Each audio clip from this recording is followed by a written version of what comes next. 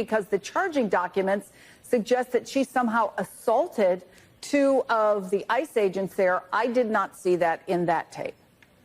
Well, I've seen tapes where she has made body contact with ICE officers and pushing them.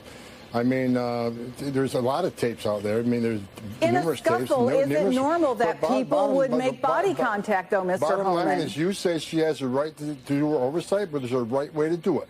Forcing yourself through officers to get in that facility is not the way to do it. That's Trump border czar Tom Homan destroying MSNBC's Chris Jansing after she chose to play defense attorney for a Democrat representative who aggressively forced her way into an ICE detention facility for political theater. Welcome to Nerk News, I'm Nerkish, and it looks like MSNBC's latest journalistic strategy is pretending video evidence doesn't exist. Because when Democrats get caught on camera doing something insane, establishment media suddenly loses all ability to see. At this point, it almost seems like pretend journalists are just throwing whatever they can at the wall to make a buck before the entire industry collapses. Here's Chris Jansing getting absolutely steamrolled by Tom Homan over the incident at Delaney Hall. She says she was there to do her job, congressional oversight, and that these charges amount to political intimidation. In a statement, she also said it was ICE agents who created an unnecessary and unsafe confrontation. Do you believe that they could have unnecessarily escalated the situation, given that members of Congress have a right to be there and to go in? Well, look, they have a right to be there for oversight, but there's a proper way to do it. Forcing your way in the facility, putting hands on an ICE officer is not the way to do it. So I think she was out of line. I've seen the videotape. I've seen 6 or 7 different videotapes that show her acting unprofessionally. These are the same people who, for 4 years, is saying President Trump wasn't above the law. Well, either is she. There's a line you can't cross, and I think she crossed it. The video makes it clear to me that she wasn't being professional that day. She certainly didn't act like a member of Congress. She certainly could have requested a tour. They give tours all the time, and if she got the tour, and many people have had the tour since, they've seen a grade A facility, the highest detention standards in the industry. So it was. I think it was politics over public safety. That's a facility where the worst of the worst are housed. We can't lose control of that facility. Did you see something in that tape that suggested she was criminal? Is there a tape that we haven't seen? We have many Congressmen visit our facilities. What she did was unprofessional. Do you believe that she was a threat? I believe she caused the facility to be unsafe. When ICE officers are being pulled off their duties to deal with a member of Congress who's forced away in the facility and puts her hands on an ICE officer, is unprofessional. You know, for someone allegedly hosting a news program, Chris Jansing sure seems more interested in running interference than asking questions. I mean, she tries this little trapdoor setup, twisting Homan's words, trying to bait him, and he just demolishes it. The idea that MacIver was simply overseeing ICE is laughable. Oversight doesn't involve shoving officers and shouting orders like you're storming the Winter Palace. This isn't oversight, it's obstruction. And the fact that MSNBC is spinning it this hard tells you everything about where their loyalties lie. Here's Jansing doubling down with an emotional guilt trip that once again blows up in her face. If she was in some way dangerous, if she caused the facility to be unsafe, why would they ultimately let her in? They didn't allow her in.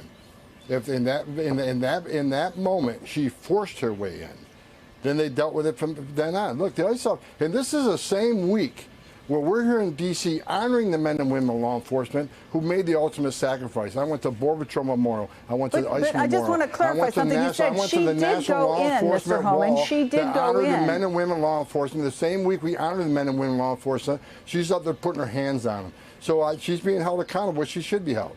But you acknowledge she did go into the facility. So why would she be let in? Look, I don't. If she was a danger.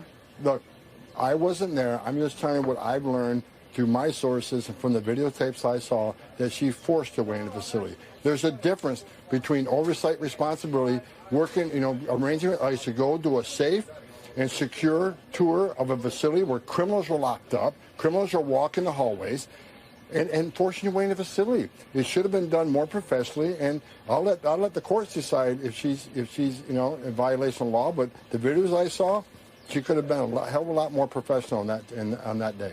And you believe the ICE agents were professional? I believe so, yes. I mean, this is where it almost gets pathetic. Jansing pivots from denial to emotional blackmail, suggesting ICE agents were to blame for the confrontation. Because if Democrats break the law, it's somehow always law enforcement's fault. Homan stays calm, lays out the facts, and you can almost see her realize she's losing the room. She claims the agents overreacted, while the tape shows McIver elbowing them. It's absolutely laughable that the left and Democrats want you to believe this was just an innocent oversight visit, which is why she tried a new tactic, pretending she's suddenly concerned about Trump's self-deportation plan and how much it costs, but unfortunately for her, Homan knows the exact numbers. The Trump administration has spent millions of dollars on an ad campaign, an app to get people to self-deport. The first flight, I understand, carrying 64 of those migrants, that's an administration number, landed in Honduras yesterday, and then the same flight, we're told, also took people to Colombia. Do you have an update on how many people have signed up for the app, or what kind of numbers you expect in terms of self-deportation?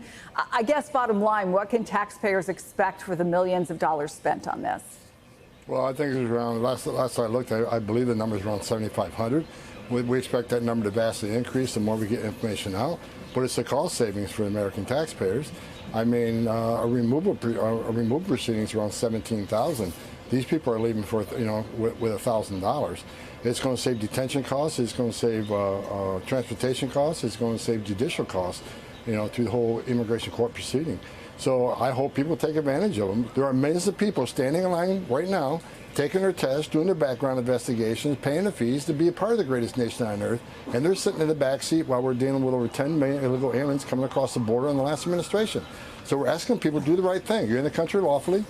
Entry the country illegal is a crime. Go home and make it right and make yourself eligible for the legal programs. It's hilarious to watch liberals like this suddenly pretend to care about taxpayer money just because Trump's involved. Notice how she deflates the number of self-deportations and repeats the word millions to try to paint the plan as reckless. But the reality is that forced deportation costs around $17,000 per person. Trump's app is a steal by comparison, not to mention the fact that illegal immigration already costs us tens of billions a year in lost tax revenue and government spending. But you don't hear MSNBC or establishment media talking about that, because it's never been about facts or math. It's about narrative. The left will blow billions if it means opposing Trump, and they'll side with criminals over common sense every single time. But let me know what you think. Is the media's defense of McIver just more proof that Democrats believe laws only apply to their enemies? Let me know in the comments, and if you enjoyed this video, please give it a like and subscribe to the channel. That stuff really does help us out. Until then, this has been Nerk News. Thanks for watching. Bye!